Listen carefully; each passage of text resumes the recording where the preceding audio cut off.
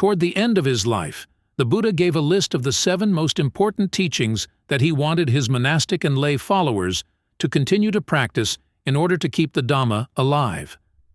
On the list were the 4 bases for success. Nowadays, though, you hardly hear any reference to the bases for success at all. This may be due to the fact that they deal directly with concentration, whereas in modern Dhamma, mindfulness practice and concentration practice have been separated and concentration has been downplayed. Also, when you look at the list of qualities included under the bases for success, you find only one that's emphasized in modern mindfulness. That's intentness. The other 3, desire, effort, using your powers of judgment, are all considered antithetical to proper mindfulness practice as it's generally taught now. But they're a necessary part of concentration, and they're also a necessary part of mindfulness as the Buddha taught it himself. So if you want to succeed at your meditation, and the Buddha was very unabashed about talking about succeeding at meditation, the fact that there are good meditations and bad meditations, and that you want to work toward the good and succeed at doing your meditation well, it's good to know these qualities and to develop them.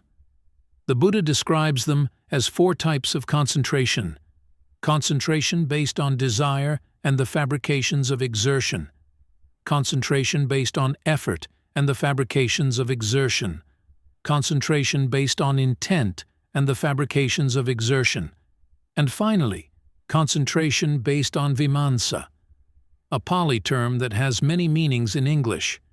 It can mean your powers of judgment. The Thais like to translate it as circumspection. It can also mean powers of analysis, your ingenuity, in other words, the active part of the mind that likes to figure things out. This quality, too, when combined with the fabrications of exertion, leads to concentration.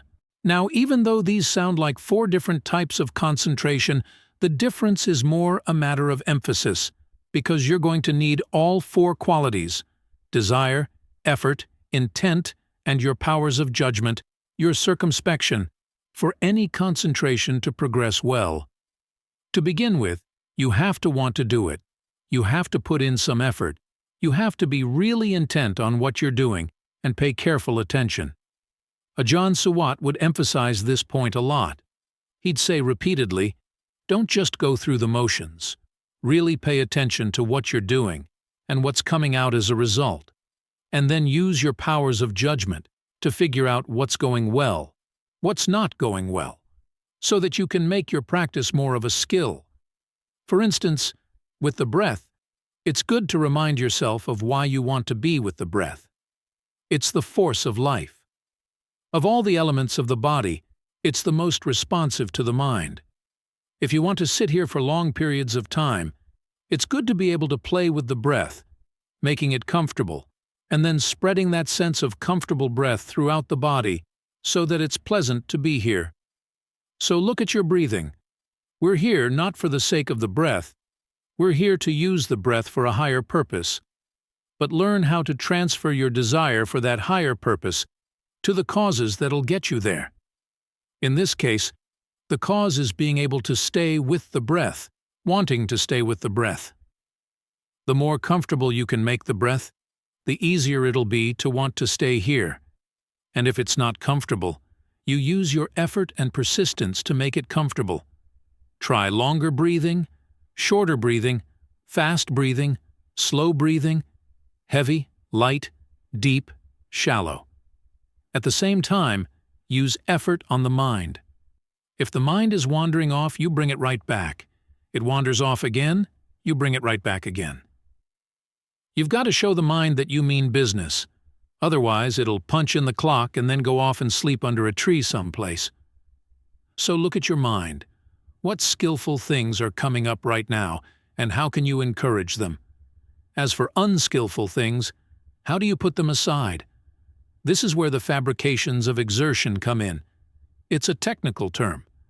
Basically, it refers to 3 kinds of fabrication: bodily, verbal, and mental.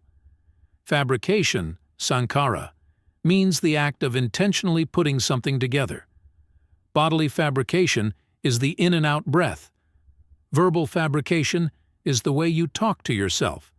In the Buddha's terms, it's directed thought and evaluation. Mental fabrication has to do with perceptions and feelings. Perceptions are the images by which the mind communicates with itself, either with pictures or with single words, assigning meanings to things so that you can recognize what they are. And feelings are feeling tones of pleasure, pain, and neither pleasure nor pain. These things all respond to your intentions, and they have an impact on how you experience the body, how you experience the mind. This is why they're essential to all 4 types of concentration. So if the mind is wandering off, you first focus on bodily fabrication. Ask yourself, how am I breathing right now? Is it aggravating things so that it makes the mind want to wander off? Or if anger, greed, or fear has taken hold of the mind, what have they done to the breath? Can you consciously get it back? If they've kidnapped your breath, you can seize it back. As for verbal fabrication, how are you talking to yourself? Are you talking to yourself about how much you don't like this or that thing outside? If so, you can ask yourself, is this a worthwhile use of your time? When you're angry at somebody, it's as if you're picking up a hot coal to throw at them. Well, you've already picked up the hot coal. It's already burning your hand. See if you can think about the issue in other ways. For instance, with someone who's done something you don't like, you can look for things they may have done that are actually good, so that you can give rise to a sense of goodwill toward that person. That attitude of goodwill will then allow you to put the issue down. You can get back to the breath. As for mental fabrication, think of that image of the burning coal. It's a perception, a useful perception to develop to help you see the anger as something you don't want to hold on to. Look for any other perceptions that are aggravating the mind, making it want to wander off into unskillful territory, and see if you can replace them with perceptions that are more conducive to wanting to stay. You could sit here thinking about all the things that are wrong right now, wrong with your body, wrong with the situation around you, wrong with the world, and what you've succeeded in doing is making yourself miserable for the hour. Or you could focus on the things that are right. The weather's cool, things are quiet, you have no responsibilities at the moment, and you get back to the breath. So you look at how the mind is creating problems for itself and realize that it's a matter of fabrication. You don't have to put things together in that way. You can put things together in another way. That's what's meant by the fabrications of exertion. You make the effort to change the way you fabricate your sense of the body, your internal speech, and your mind. These fabrications are most directly related to the base for success related to effort, but they relate to all the others as well. For example, when you want to be intent on the breath, you can ask yourself, how do you talk to yourself to make yourself really interested in what's going on? Really interested in what you're doing so that you can give it your full attention. After all, here we are in the present moment, the same place where the Buddha gained awakening, watching our breath. The same thing he was watching. So what's the difference? The difference is that he was paying careful attention, both to his breath and to his mind. And when you pay careful attention, what are you going to see? You're going to see things that are going well and things that are not going so well. You have to learn how to judge the difference. That's what the 4th base for success is all about. But it doesn't stop simply with passing judgment. You're passing judgment the same way that a carpenter would pass judgment on, say, a piece of furniture that he's working on. You're judging a work in progress. You plane the wood and you say, "Whoops, there's a nick." You planed it unevenly. Well, what do? You don't throw it out. You figure out ways to fix it. You approach the meditation as a craftsperson. When things aren't going well, the craftsperson says, what can we do to make it better? What can we do to compensate for mistakes in the past and to make sure we don't repeat those mistakes in the future? In other words, you let the whole process engage your imagination, engage your interest. So you try to figure it out, at the same time being circumspect about what you're doing. You try one solution and find that it may be good for one purpose, but if it creates a problem someplace else, you learn how to make adjustments again. You use all your intelligence all around to get this to work. Now, you'll notice that these four qualities work intimately together. The desire and the intent in particular. If you don't want to do the meditation, it's very hard to pay careful attention. If you're not paying careful attention, how can you figure out what's going right, what's going wrong? And when you figure something out, what does it mean unless you actually make an effort to use that judgment to make things better? So all four qualities work together. As I said earlier, it's simply a matter of which one you're going to emphasize. So it's good to keep these qualities in mind as you're sitting down to meditate, approaching it as a skill. If things are not going well, ask yourself, which quality is missing? And how do you breathe? How do you talk to yourself? How do you adjust your perceptions so that you can get things to go better? After all, we are working toward a goal here. The goal is our true happiness. The Buddha wasn't the sort of person to tell you to practice without a goal or without any gaining mind. He was very clear about the fact that we are trying to gain concentration, we are trying to gain discernment, we are trying to gain release. He would often use images of investment. You invest your time and energy in things that will give a good return. So success is a valid issue. We're here because we do want to gain peace of mind. We want to gain a genuine happiness, a happiness that doesn't disappoint, a happiness that doesn't place any burdens on anybody, a happiness that causes no harm to anyone. That's a noble goal, and so we should do our best to focus on the causes that will enable us to succeed in attaining it. We go through life propelled by our desires. Sometimes we get what we want, and we're satisfied for a while, and then we're not so satisfied, so we generate more desires. We take it for granted that that's simply the way things have to be. Some of us think that, well, maybe if we get a lot of things, they'll make up for the lack of other things.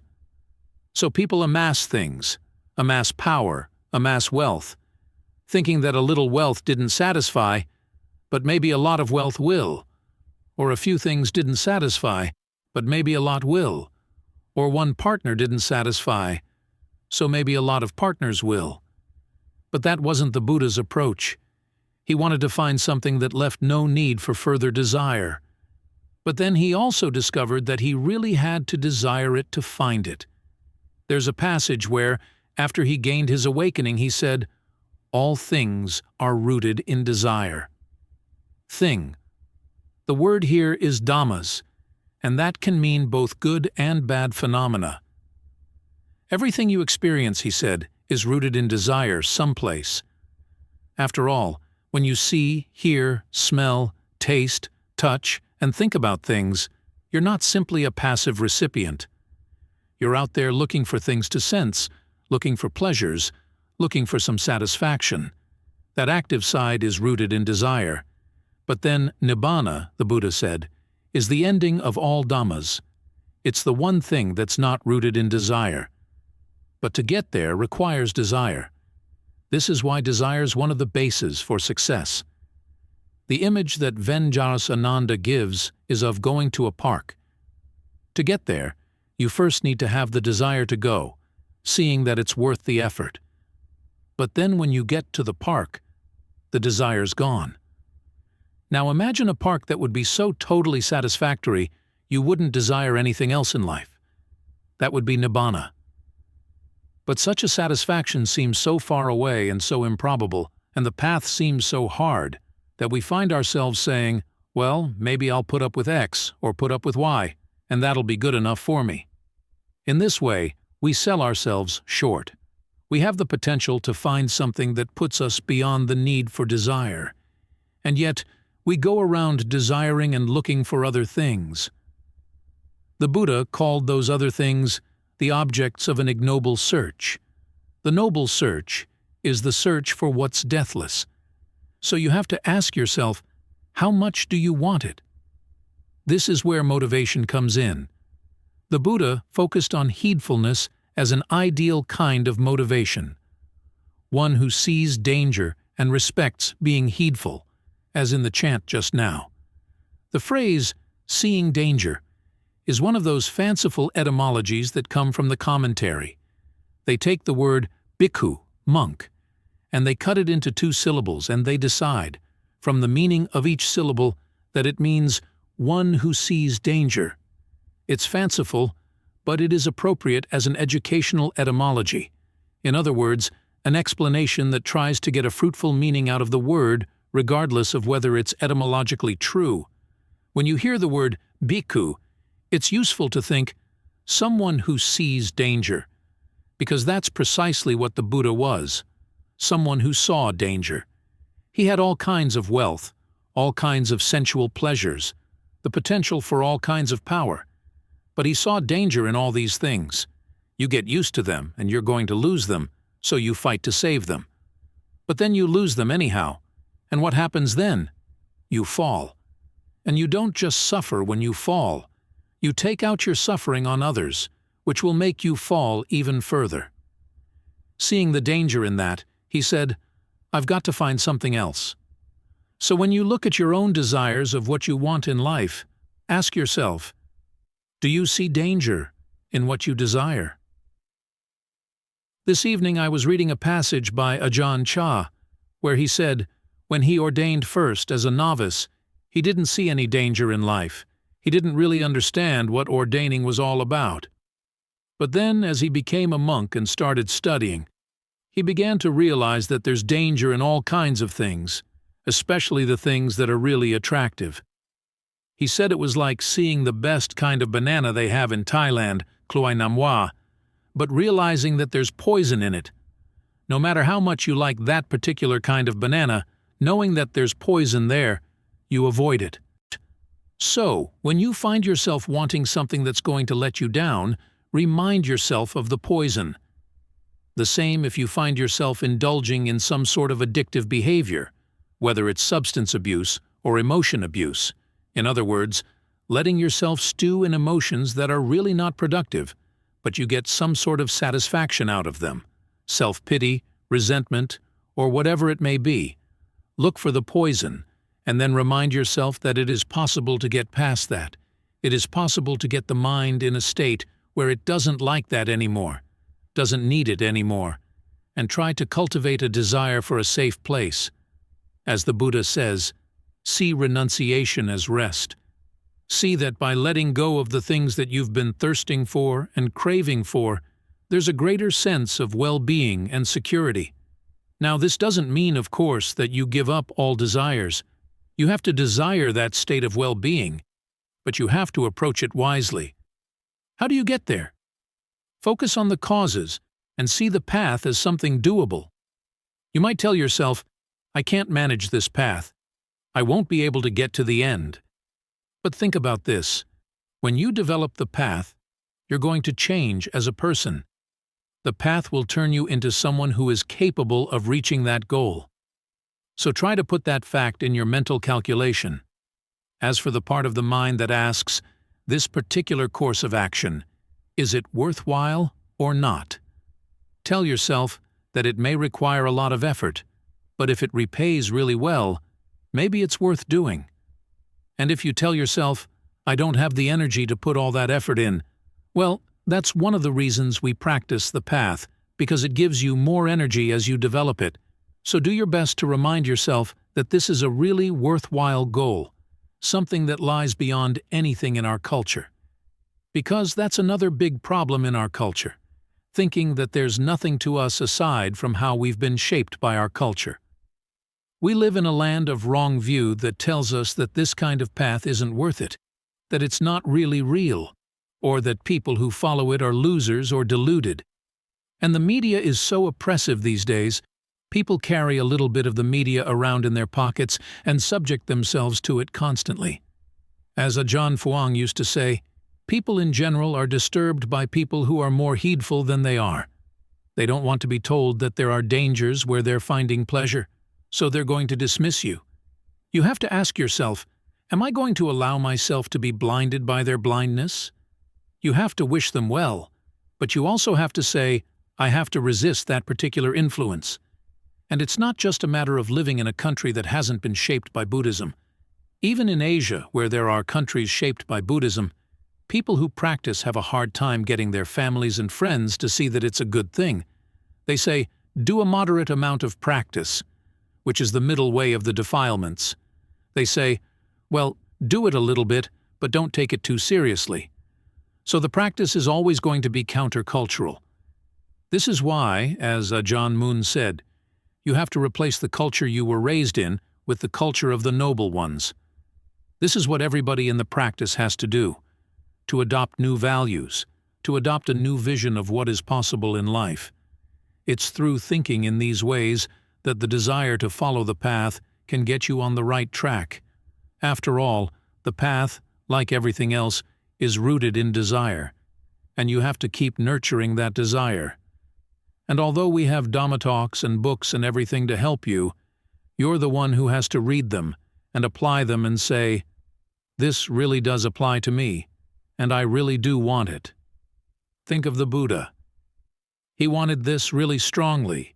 He wanted it so strongly that he was willing to try anything, even 6 years of self-torture. Fortunately, we don't have to follow that particular path. But you're not going to get rid of the need for desire just by telling yourself, well, I'm just going to stop desiring. You have to focus your desire on the right place, on the causes that lead to a result that's really satisfactory.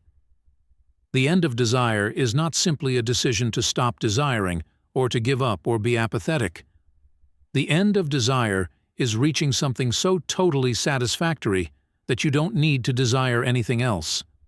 That's the success to which these bases for success are aimed. That phrase in the chant just now, those who don't discern suffering. It sounds strange. You'd think that everybody discerns suffering. Babies know suffering. They know enough to cry. Even common animals know when they're in pain. But that's not what the Buddha's referring to. There are the kinds of suffering we all know about, and he lists them when he talks about the noble truth of suffering, aging, illness, death. He adds birth, which may be a surprise to some, but of course, people who've been through childbirth know that there's a lot of pain, both for the mother and for the child. There's the pain of being separated from what you love, having to live with what you don't love, not getting what you want. All these are things we know. But then the Buddha says something unexpected. He says, when you boil it all down, it's the 5 clinging aggregates. To see that, he says, is to discern suffering. We also need to see suffering's cause, which he says is the craving that leads to becoming. How are we going to see these things? By meditating. First, getting the mind to see what these aggregates are and how we cling to them. And then second, seeing, when there's a state of becoming, what kind of desire leads there. Because with the aggregates, you've got what? You've got the form of the body. Okay? We're going to focus on that as we breathe. We breathe in, breathe out, focusing on the breath. Then there's feeling, the different feelings of pain there may be in the body. But we're also trying to develop a feeling of pleasure by the way we breathe and the way we focus on the breath. Perception, the labels we apply to things, the images we hold in mind, the ways we communicate from one part of the mind to another with images and words. And so we have perceptions about the breath. Where is the breath flowing? When the breath comes in, where does it come in? How do you know a sensation of breath? Then there's fabrication, the intention to do this and that, along with the inner conversation we engage in. What the Buddha calls directed thought and evaluation. So we're thinking about the breath and evaluating whether the breath is good enough to settle down with, and if it's not, what to do to change it and how to change it. You can change the breath in ways that are not skillful, for instance, putting a lot of squeeze on it. But that makes it uncomfortable. You have to learn just the right touch. All this is part of that inner conversation.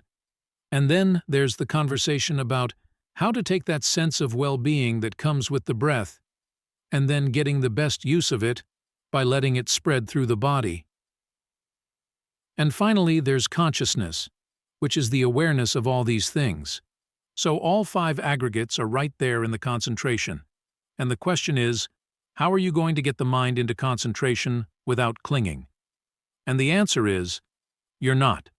You're going to need to cling, but you're going to cling for the purpose of understanding. It's the same with desire, the same with craving. You need to employ these things in order to get the mind into concentration, and as you employ them, you get to know them well.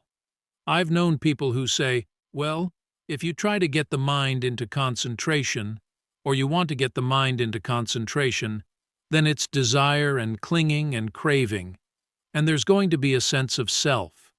And we all know the Buddha says there shouldn't be a sense of self. But that's short-circuiting the path right there. The Buddha's path is strategic. We're using things that eventually we're going to let go of, and we're going to be able to let go of them because we use them. In other words, using them skillfully is how we learn about them. That issue with the craving that leads to becoming. On the one hand, you've got the craving to get the mind into concentration, which is a state of becoming. On the other hand, there'll be other cravings to go someplace else, other states of becoming.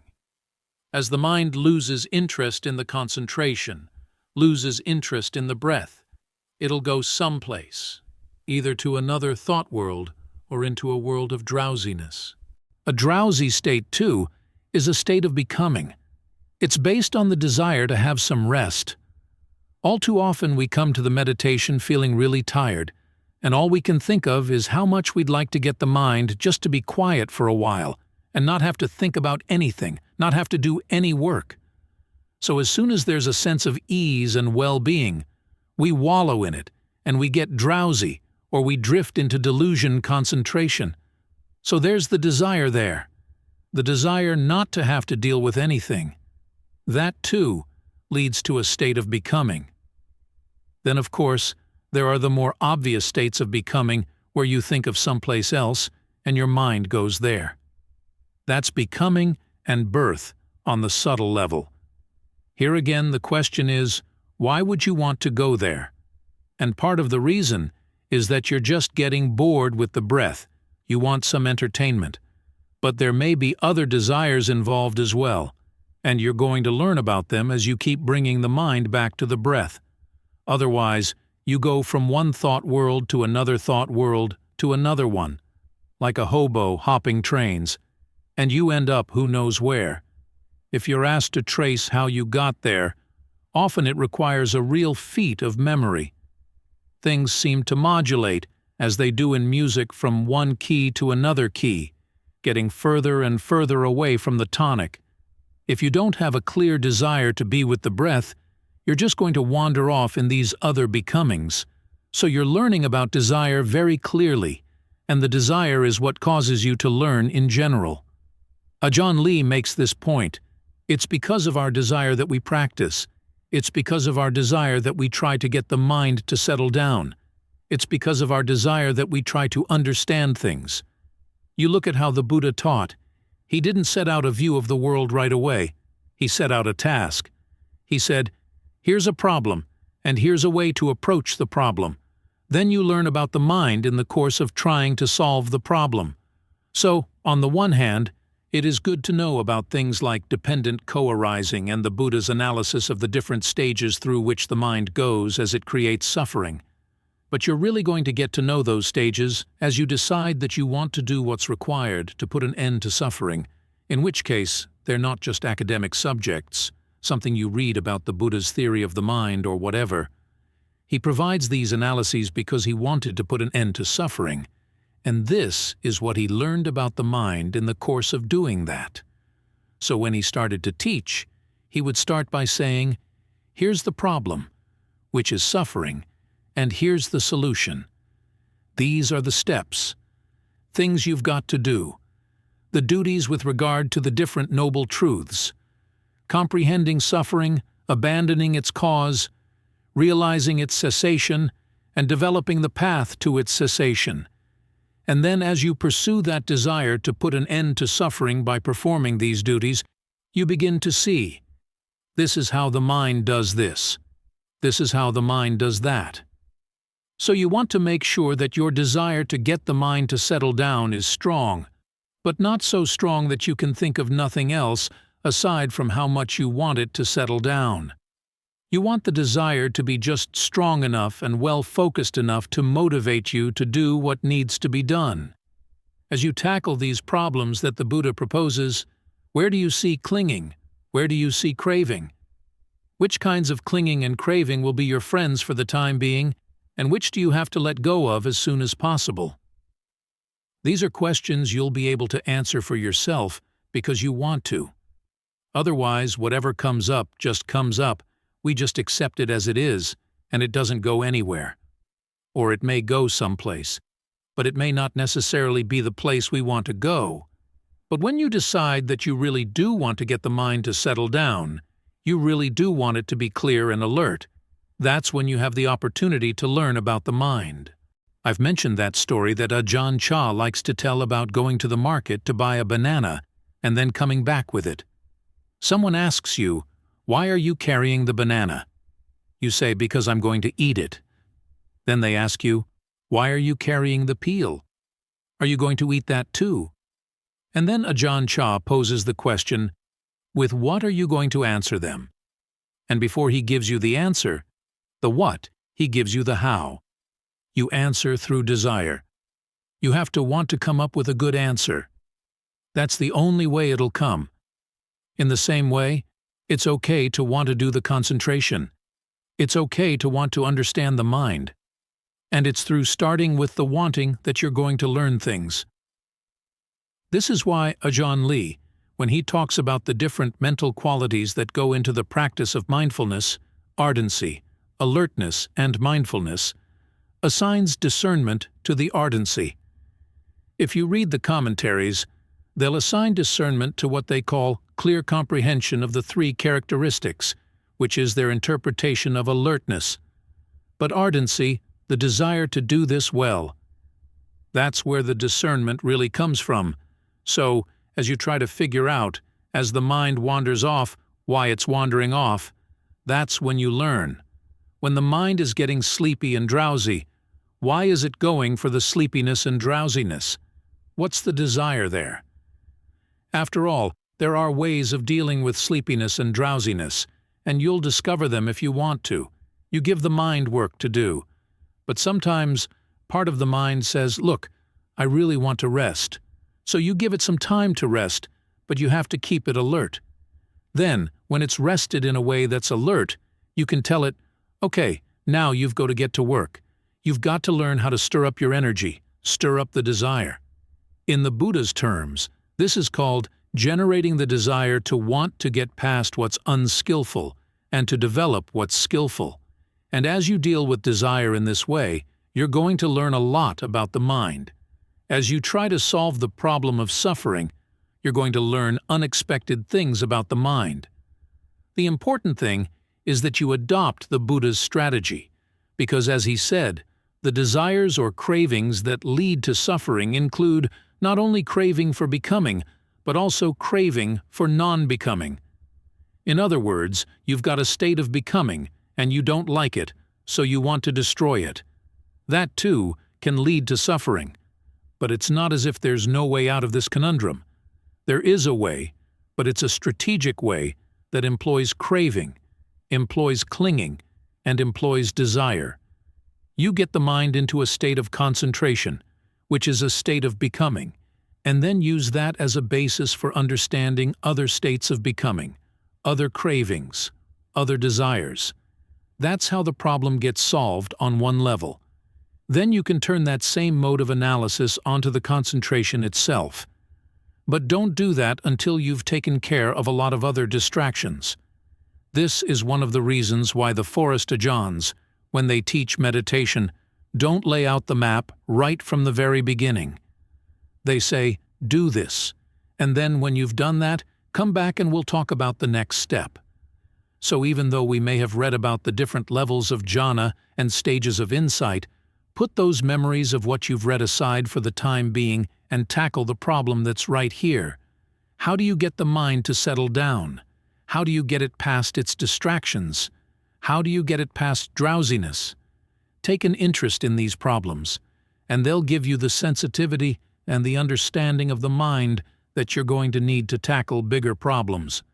So focus your desires right here to get the mind to settle down, and that'll open up a lot of unexpected things in the mind. Usually when we hear the phrase, making an effort, we tend to think of brute force. When the phrase is applied to the meditation, it sounds like sitting for long hours, walking for long hours. And often a long sit can be very instructive.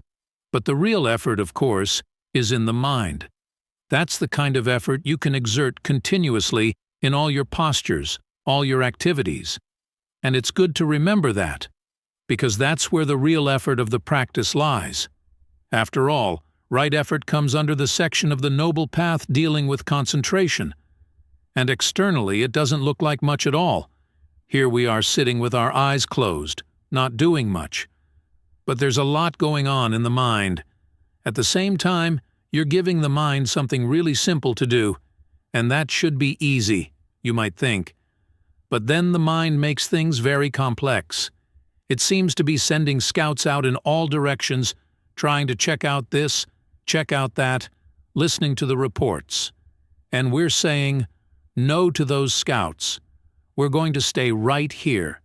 Notice where you feel the breath as it comes in. When we talk about being with the breath, it's not so much the air coming in and out through the nose, it's the movement of energy in the body. This becomes especially important when the movement of the air in the nose becomes very, very soft and gets harder and harder to follow.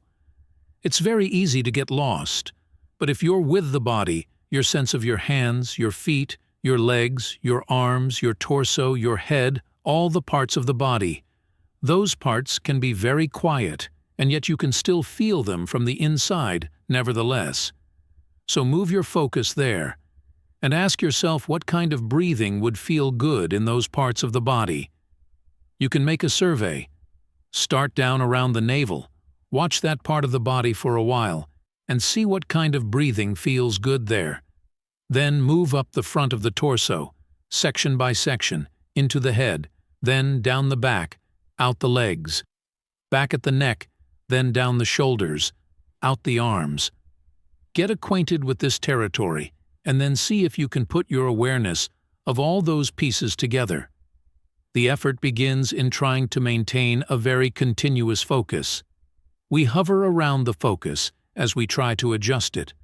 That's what the terms directed thought and evaluation are all about, trying to adjust the mind and the breath to get them just right. And you need to maintain a sense of the observer that's watching what's going on, even as things get very, very still. Otherwise, the sense of ease gets very strong, and you'll just slide into it. So that's one of the first lessons you've got to learn. Things can feel good, but you can't go wallowing in the ease, because the sense of ease comes from being with the breath. If you drop the breath, you've abandoned the cause. The ease may continue for a while, but as it gets very fuzzy, you get into a state called delusion concentration, where you're sitting here very still, but not really alert. Sometimes when you come out of it, you're not even sure of whether you were asleep or awake. It's hard to tell. That's not the kind of concentration that leads to discernment. The kind of concentration that does lead to discernment has some discipline to it. That might be a good word to think about as you're meditating. Discipline. You have to keep the mind disciplined. You can't go off running after your likes and dislikes or random impulses right now. You have a bigger like that you're working on, something that's not random at all. In other words, you would like to get the mind to settle down, and that's a desire to respect and to be loyal to. So as thoughts of sensuality come up, you have to say no. Interesting thoughts about your work, interesting theories about the world, about politics, you have to say no to them right now. Your ideas may seem very intelligent, very insightful, but they're not what's wanted right now. You've got to work on this other skill, the skill of being very still, because there's so much that can be seen when you're still, that you can't see when the mind is not still. So you hover around this for a while, and then finally gain the confidence that you can just settle in. Then, as you're maintaining that sense of settling in, watch out for the voices that say, "This is stupid, this is dumb, there's not much intelligence going on here." Remember, there are many different kinds of intelligence. The intelligence that can think clever thoughts and say clever things is only one kind. There's another kind of intelligence, though, that thinks strategically, that says, "I have a goal. I want to do everything needed to work toward it." When Ajahn Lee talks about the different factors that go into the practice of mindfulness, one of them is ardency, atapa, which is basically the same thing as persistence and effort. And for him, ardency is the insight factor in mindfulness practice. The commentary, though, identifies sampajanya as the insight factor. People who follow the commentary translate sampajanya as clear comprehension, because the commentary says that it's the factor that sees things as inconstant, stressful, not self, the factor that basically applies the three characteristics to things. But when the Buddha himself is describing sampajanya in the canon, he's not saying that at all. For him, sampajanya is a matter of knowing what you're doing while you're doing it. That's why I translate the word as alertness. When the Buddha explains ardency, it's a matter of trying to do things well, realizing that there are going to be results that come from what you're doing, and so you want to make sure those results are good. That's the wisdom, a pragmatic kind of intelligence that goes into right effort. You're wise enough to realize that this is not something you simply study and think about. It's something that's meant to make a difference for the better in your life, and you've got to do it if you wisely want to experience those better results. Think about the old classical division of knowledge into two kinds. There's scribe knowledge, which describes things, has names for things, a knowledge that's expressed in definitions. And then there's warrior knowledge, the knowledge that comes from developing a skill and then using it in various situations, getting really good at it, learning how to apply it to whatever happens. We're working on warrior knowledge here. So the wisdom in warrior knowledge lies in the persistence. And that doesn't mean just sticking at it. It means realizing what kind of effort and what amount of effort is needed right now. Sometimes, when something bad comes up, you've got to abandon it. Sometimes, you've got to comprehend it. Sometimes, you've got to work at making good things come up. Sometimes, the effort needs to be pretty heavy-handed.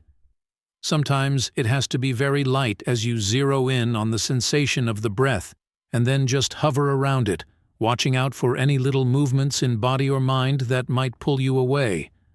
This, too, is right effort. It's hard to say that right effort is any particular amount of effort. It has to be the effort that's just right for the situation. Ajahn Fuang made a comment one time that the effort that goes into the meditation is not all that much, but you have to make it constant. That's where the real effort is, in the persistence. And because it is an effort in the mind, it's something you can do in all kinds of situations. At his monastery, we had construction projects, and there were two kinds.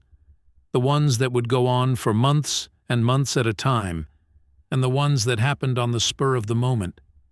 Ajahn Fuang would sometimes say after the meal, "Okay, today we're going to do X." He hadn't said anything about doing X to anybody before that. All of a sudden, meal's done. Okay, we have to do X. We wouldn't stop doing it until it was done. And it wasn't the case that you'd put your meditation aside while you worked. That wouldn't have worked at all, because sometimes the projects would go on for hours. We had one project that started at 8 in the morning and didn't finish until 4 a.m. the next morning.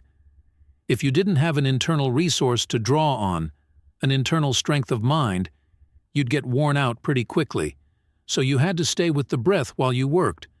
This is where you have to remember that the effort of the practice is an effort of the mind. You can be doing physical work while the mind is alert to the breath, maintaining a sense of your center.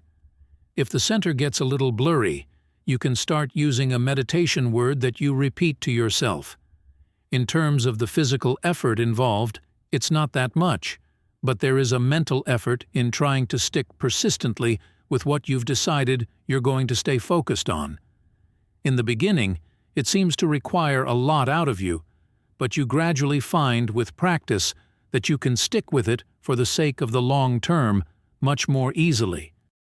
This is another aspect of the wisdom of right effort, seeing that maybe what you want to do right now is not what's going to be good for you in the long term, and figuring out how to effectively say no to your immediate likes. This is a lesson we all had to learn as kids, and it doesn't change when you come to the Dhamma. Some people like to think that when you come to the Dhamma, the rules change, and you can think in non-dualistic terms, with no good or evil, no right or wrong. But the Buddha never said anything about not thinking in dualities. I mean, all thinking is in dualities. Even the word non-dual implies a duality between dual and non-dual. Just learn how to choose the right dualities. Number 1 is, what's the difference between skillful and unskillful? It depends on the result. There's a principle we learned as kids. You do something well, and the results may not happen right away, but when they do come, you'll be glad you did it. Basic Wisdom 101. Delayed gratification. And it's one of those things you should not forget. I remember the story of a tennis pro whose game went into a slump. He could not figure out what had gone wrong. He changed his racket, changed his coach, tried all different kinds of things.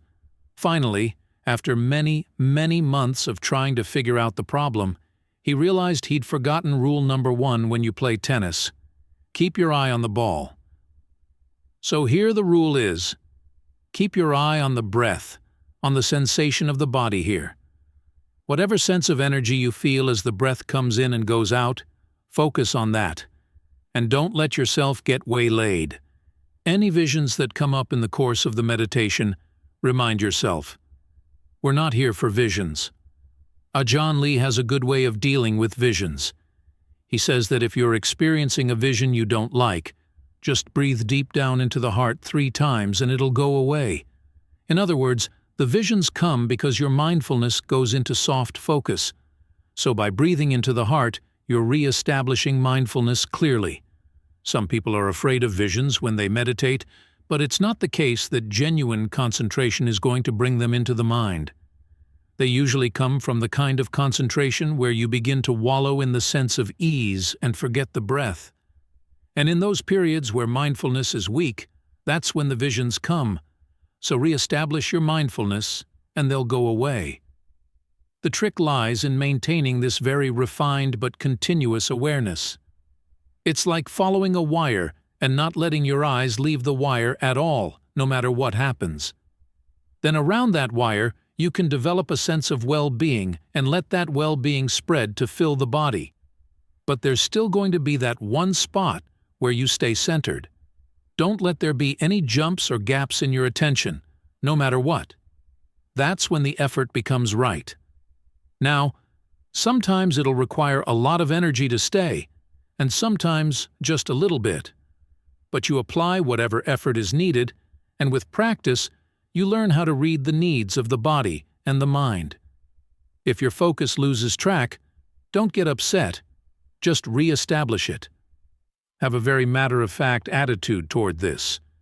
You find that as you develop your discernment to the question of what is the just right amount of effort, the effort becomes right. One of the phrases we chanted just now, keeping focused on the body in and of itself, ardent, alert, mindful, putting aside greed and distress with reference to the world. This is part of the formula for right mindfulness, but it's also a formula for how you get into right concentration. And underlying it is a very important quality for succeeding in concentration, which is intent. You want to be totally intent on what you're doing right now. Let the past and the future fall away. They don't have to get involved right now. This means you can unburden yourself of a lot of thoughts, a lot of concerns. At this moment, the only thing that matters is the awareness right here in the present moment and your breath, and whatever thoughts help you stay with the breath.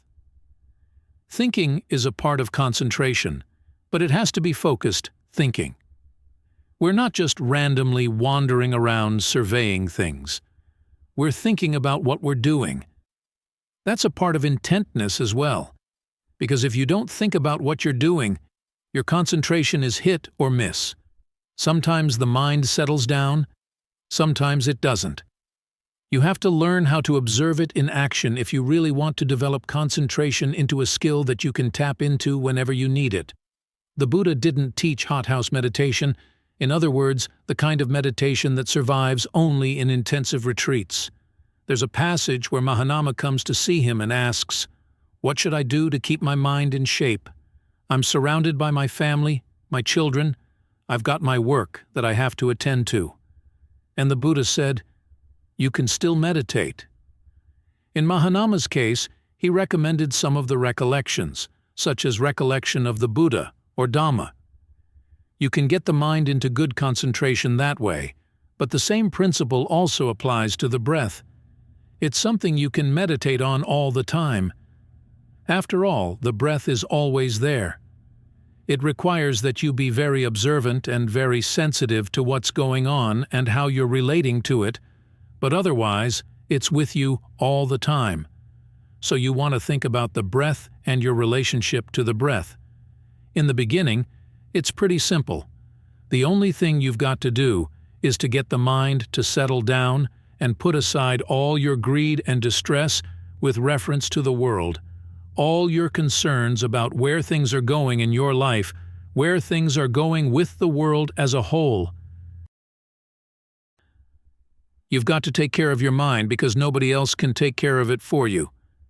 And if you really want to understand it, you have to watch it very carefully, because it has its tricks.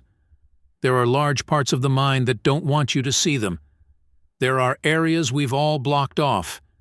If we're really going to understand the mind, we have to see through those blockades. And to do that requires that you have a sense, 1, of a place where you can settle down and not feel threatened by what's behind the blockage. And 2, you have to be non-threatening to what's behind the blockage. In other words, you have to show some sensitivity, some gentleness, as you start poking around in the body and mind. But you also have to be determined. You realize that it may take time and you're willing to back off when you have to, but your backing off is strategic. You're waiting for a time when things will be ready to open up. And part of the skill in inducing that opening up comes from your being very consistent and very gentle with the parts of the body and mind that you are aware of. That's how the other parts of the mind begin to sense that, hey, maybe they can trust you. And the areas that have been kept locked off begin to open up. That's when you can really settle into the present moment with a sense of spreading out. This is your territory, your sense of the body as you feel it from within, your sense of your mind as you feel it from within. Nobody else can move in here. They can do things to your body. They can show you things to get your mind upset. But you experience these things from within. The area within is your territory, and you want to arrange it so that it's a good place to stay. Now, you can't be responsible right now for things that are going to come in from your past karma, but you can be responsible for what you're doing right here.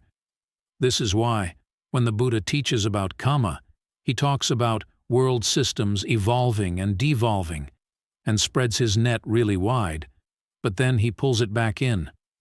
The course of the universe, the course of life can go over long periods of time, but it all comes down to actions. Where are actions happening? They're happening right here. What do they come from? They come from your intentions. So you're working at the source right here.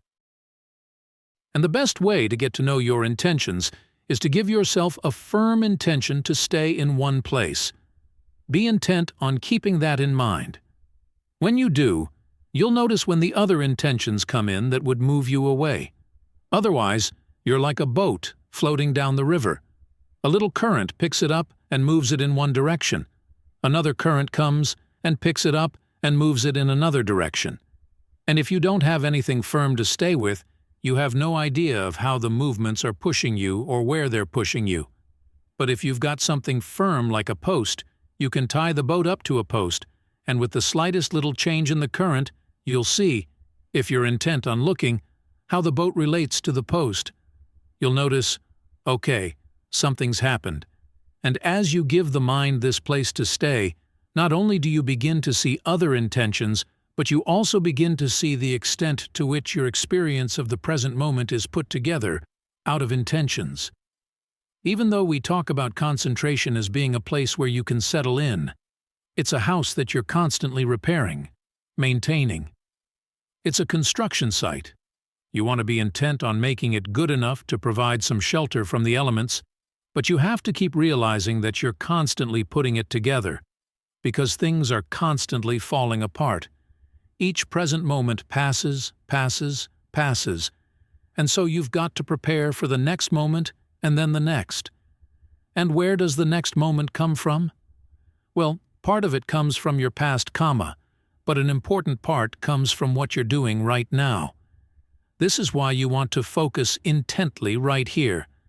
In fact, according to dependent co-arising, what you're doing right now, your intentions right now, are something you sense prior to the input from the senses. That means you're priming yourself. So you want to look into the mind to see the nature of its priming, where it's pushing you. And the good news here, of course, is that if you prime yourself in the right way, or nudge yourself in the right direction in the present moment, then when things come in from the past, you don't have to suffer from them. You can develop the skills to handle them. The Buddha compares this to being a wealthy person. If a wealthy person steals a goat, the wealthy person may be fined, but the fine isn't much. It's only a minor part of the wealthy person's general store of wealth.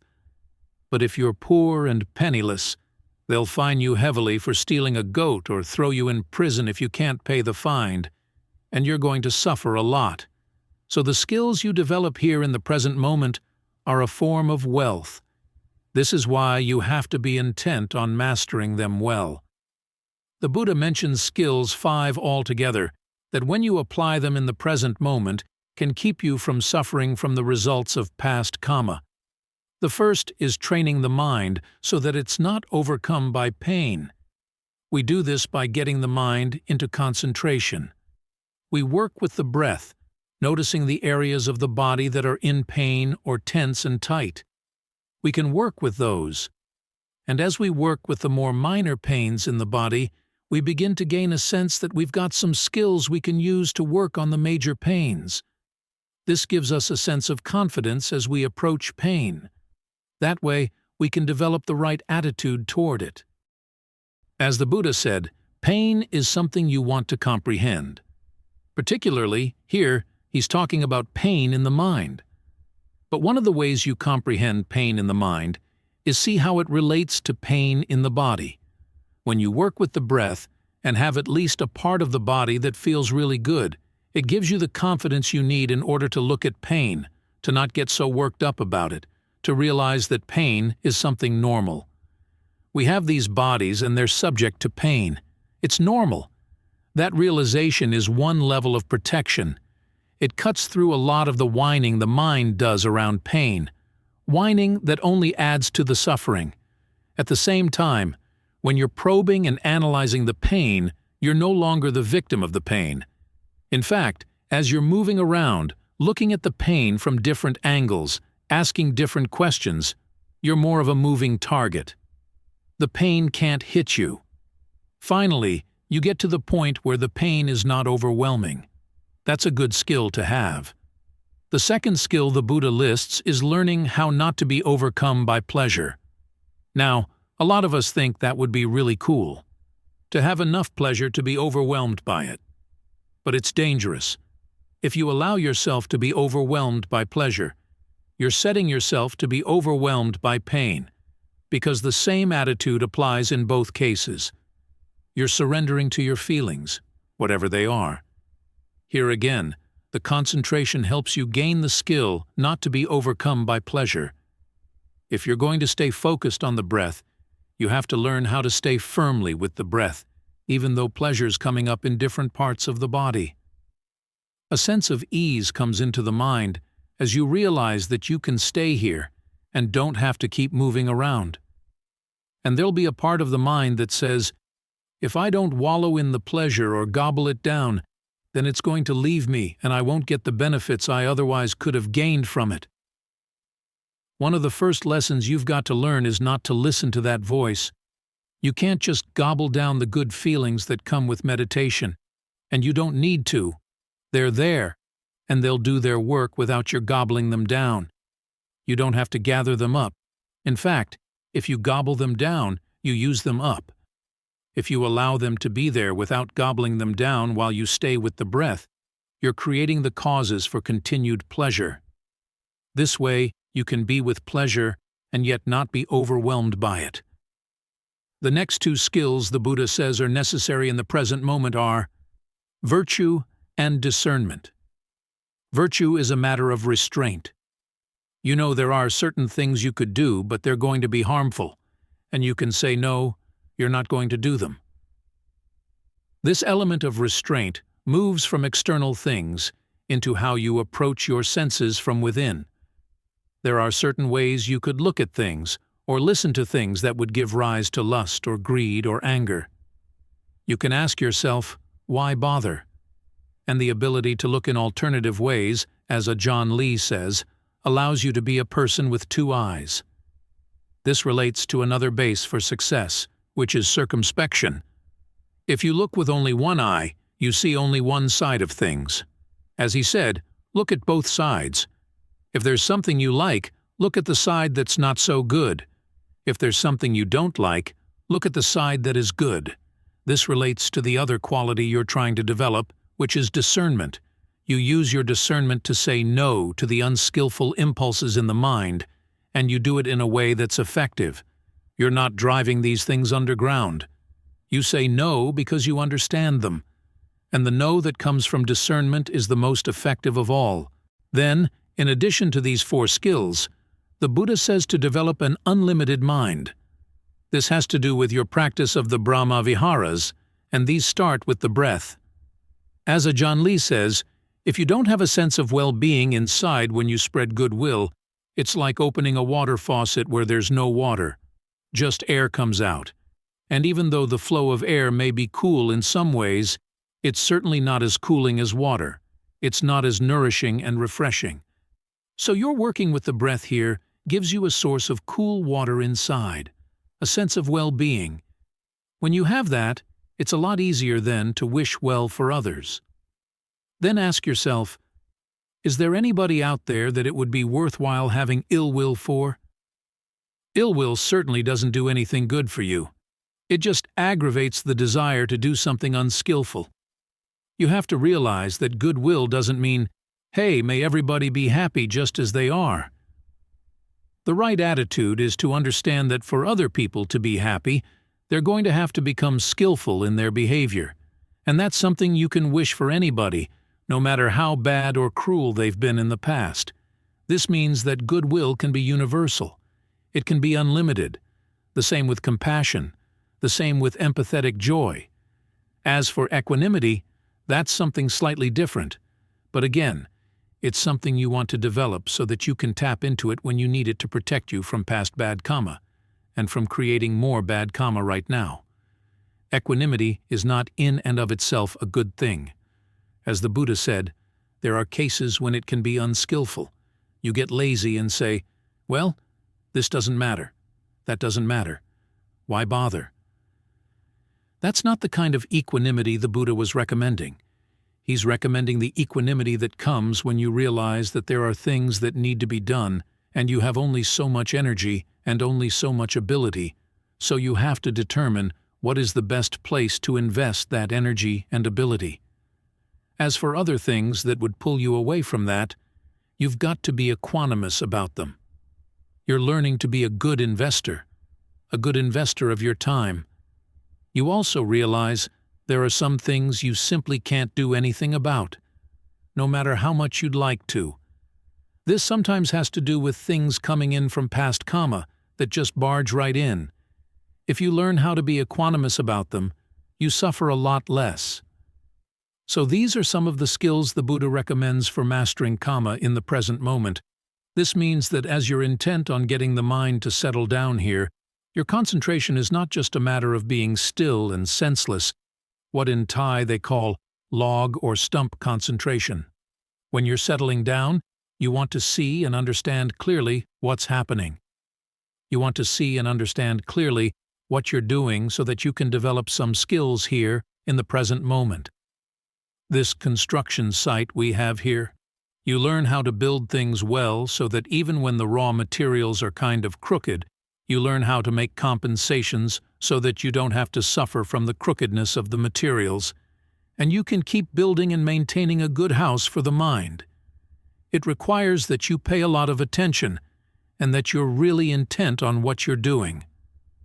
This is what the quality of intentness is for, because it's one thing to hear about these different ideas, but it's something else entirely to actually see how they can best be applied right here, right now. That requires that you look carefully. You keep them in mind. But you've got to do your own looking. The more intent you are, the more consistent you are in being intent, the more you're going to see. And the more you see, the more you can accomplish. In the basis for success, the 4 qualities that are needed for concentration to succeed, the 4th one, vimamsa, has lots of different translations. One is discrimination in the good sense of the term, as in having a discriminating palate. Analysis is another. The canon never really explains the term clearly, so there's room for lots of different interpretations. One of the Thai translations, and the one that Ajahn Lee uses a lot, corresponds to the English word circumspection, which literally means looking around. When you do something, you look all around to see what the results are, and you don't jump to conclusions. You try things out and you stick with them for a while to see how they go. Just because something works once doesn't mean it's always going to work. At the same time, if something works for a while, but then stops working for a while, that doesn't mean it's useless. You've got to remember when was it working, why was it working, and then file it away for the next time you might have to use it. This is a quality we need as meditators.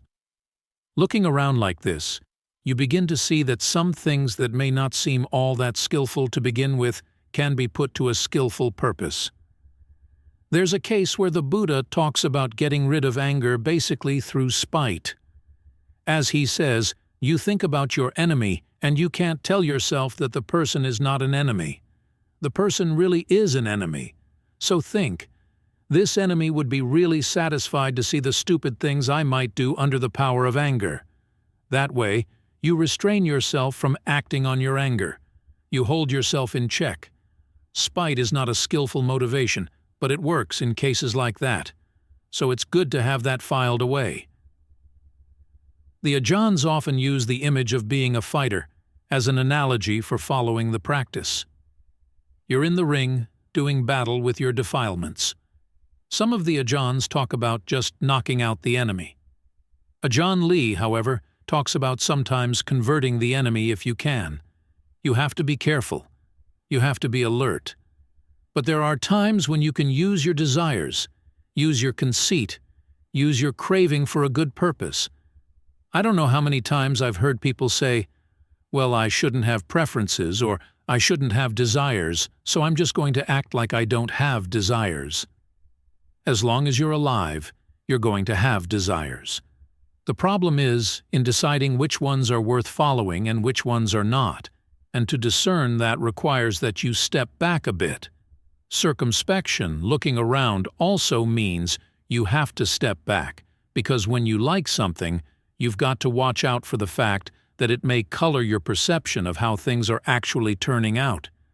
So you need to develop the quality of the neutral observer, the observer who can step back, look around, and isn't predisposed to like or dislike what you've done. It's not that it doesn't have any likes at all, It does prefer not suffering to suffering, so much so that it's not going to side with a particular action unless it really does lead to the end of suffering. And it'll want to check things from many angles to make sure that its judgments are accurate. It's through this ability to look at things from many different perspectives that you develop your ingenuity. This is another possible way of interpreting the fourth base for success: ingenuity. Circumspection and ingenuity go together. When you look at things from different angles, you begin to see, well, maybe I could try this, maybe I could try that. Ajahn Lee's instructions on the breath are a case in point. When I was in Singapore last year, some people were complaining that Ajahn Lee had introduced Brahmanical ideas into Buddhism where they didn't belong by talking about breath energies in the body. Now, the Buddha never said anything about breath energies in the context of breath meditation, but in other contexts he did talk about breath energies filling the whole body. And there's also a passage in the canon where the Buddha said that when you gain a sense of well-being, a sense of rapture in the meditation, you let it spread throughout the body. But he didn't say how. He left it to your own ingenuity to figure out how. It was Ajahn Lee's ingenuity to figure out how to use the breath energies already there in the body for this purpose. Now, for a lot of us in the West, ideas of breath energy permeating the body are kind of strange. But as Ajahn Fuang said to me when I was first studying with him, it's simply how you feel the body right now. The sensations of having a body, sensations you already have. Think of that as breath. Hold that perception in mind. Breath describes the feelings you've already got. You don't have to create new feelings. Ask yourself, if that sensation I have of, say, my arm or my torso or my feet or my head were breath, were an energy, what could I do with it? Because that's the advantage of this kind of perception.